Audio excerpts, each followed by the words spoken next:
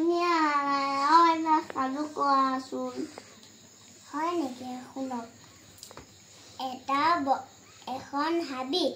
মস্ত ডাঙৰ নদী আছিল সেই নদীটোত বৰ ডাঙৰ হাতী আছিল এই হাতীটোৱে নদীখনত গা ধুই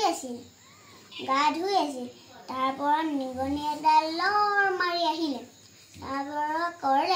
ক'লে হেৰি আপুনি এইপিনে আহকচোন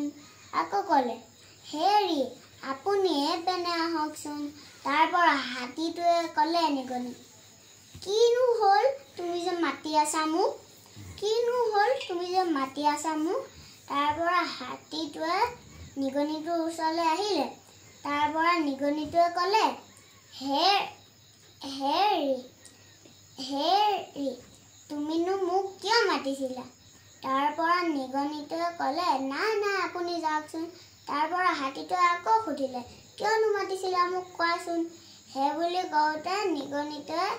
হাতীটোক ক'লে হেৰি আপুনি মোৰ আণ্ডা পেণ্টটো পিন্ধি আছিল নে সেইকাৰণেহে মাতিছিলোঁ ধেই চাল্লা